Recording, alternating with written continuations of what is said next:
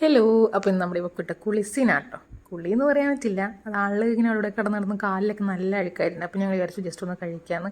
Just വെള്ളം നിറച്ചിട്ട് അവൾ അതിൻ്റെ അകത്തോടൊന്ന് ഇറക്കി ഇരുത്തി കൊടുത്താൽ കേട്ടോ. ബാക്കി അവൾ തന്നെ ചെയ്തോളും, കാരണം കൈയിട്ടിന് വെള്ളത്തിലിട്ട് തട്ടിക്കളിച്ച് മൊത്തം എടുക്കളഞ്ഞോളും.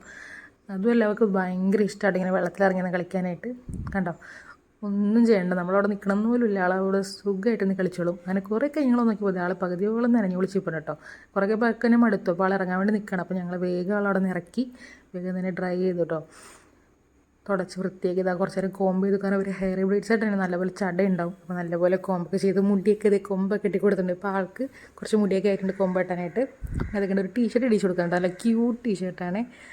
അപ്പോൾ ഒന്നാമത് തണുപ്പും കൂടെ ആണല്ലോ, ഇപ്പോൾ നല്ല മഴയൊക്കെയാണ്. അപ്പോൾ ആളെപ്പോഴും ഫ്ലോറിലേക്ക് ഇറങ്ങി കിടക്കുക, അപ്പോൾ അതുകൊണ്ട് ടീഷർട്ട് കൊടുക്കണം.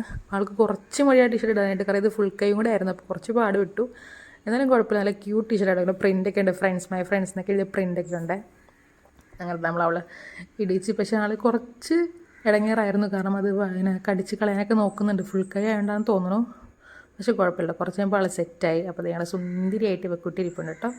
ഇതൊക്കെ ഞങ്ങളത് മറന്നു കേട്ടോ. പിന്നെ അവളത് കളിക്കുന്ന ടൈമാണേ. കുറേ ബോളുണ്ട്, അവൾക്ക് ബോൾ ഭയങ്കര ഇഷ്ടം. നമ്മൾ ജസ്റ്റ് ഒന്ന് തട്ടി കൊടുത്ത് അതിൻ്റെ പുറകെ ഇങ്ങനെ ഓടി തന്നെ തട്ടി കളിച്ചോളൂ. അപ്പോൾ ഇത്രേ ഉള്ളൂ കേട്ടോ ഇവരുടെ വീഡിയോ. സോ ബൈ, അടുത്തൊരു വീണ്ടും വരാം. ചേട്ടാ.